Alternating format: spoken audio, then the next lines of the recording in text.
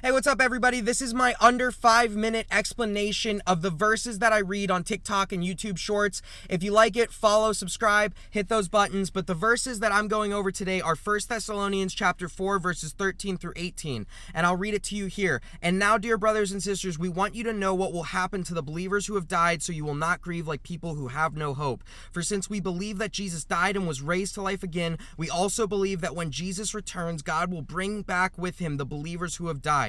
We tell you this directly from the Lord. We who are still living, when the Lord returns, will not meet him ahead of those who have died. For the Lord himself will come down from heaven with a commanding shout, with the voice of the archangel and the trumpet call of God. First, the believers who have died will rise from their graves. Then together with them, we who are still alive and remain on the earth will be caught up in the clouds to meet the Lord in the air. Then will we be with the Lord forever. So encourage each other with these words. So since this is an under 5-minute video, I'm not going to give too much of my ideology or what I believe about these verses, but I am going to tell you that these are considered the rapture verses. There are a few verses in the Bible that people who believe in the rapture point to, and this is one of them.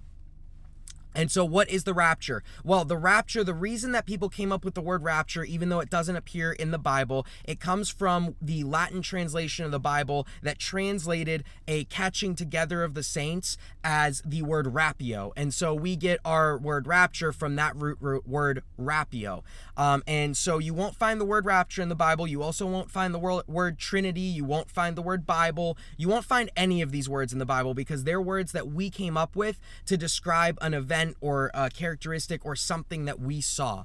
And so it's actually pretty interesting, again, without giving you guys too much of what I believe or what you should believe. To give you a background, much of the early church, the first and second century churches, believed in a rapture, at least to the best of my understanding. I watched a video by Perry Stone. If you guys have ever heard of him, it's called The Rapture Revelation Part 1, where he really went into the history of the rapture, the ideology, and what it is. Again, maybe you don't agree with all of his teachings or this or that, but he did a really great historical explanation of what the rapture means. And so, to not confuse you guys too much, but there's sort of two different outlooks on how the end times and everything works. So there's the all millennial sort of side of thinking, which, you know, they're saying that they don't believe in a literal millennium, that the Bible describes, you know, a final 1,000 years of sort of human history. They think that that's more metaphorical.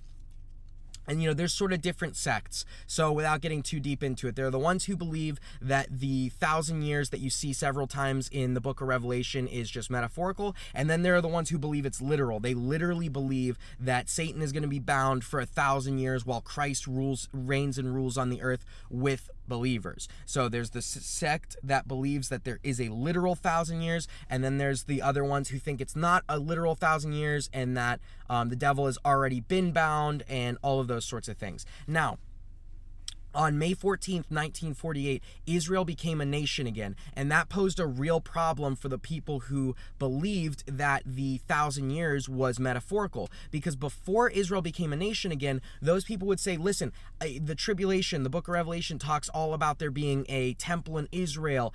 It talks about, you know, the Jewish nation in some different ways and things like that, you know, the 144,000 saints that are, you know, marked and sealed. And so they say that that has to be metaphorical because Israel hasn't been a nation in, you know, 1,000 years, 1,500 years, 1,900 years, whatever, and it doesn't look like they ever will be again. Well, after May 14th, 1948, it really sort of shifted back to the side of believing in a millennial. There's still people on both sides, but people believing in a literal 1,000 years, because we're starting to see fulfillments of what the Bible in Revelation said would happen in the last days. And so in that sect that believes there's 1,000 years, there's three types of rapture that they believe in: pre-tribulation, mid-tribulation, and post-tribulation. Pre-tribulation rapture believers believe that before God pours out his wrath and judgment on the earth for 7 years, that we will be raptured up according to 1 Thessalonians chapter 4, and that we will be taken out of the way so that God can pour out his judgment. Some people believe in mid-tribulation, 3.5 years into it, God takes us up, and others believe in post-tribulation. They believe at the end, God brings us up to Christ just to sort of give him a welcome to the earth. So those are all the beliefs. I gave you guys a quick rundown. If you guys want to see more under 5-minute explanation videos, I would love to take your guys' comments and do them, but until people start actually commenting, I'm just going to do whatever I want. Peace.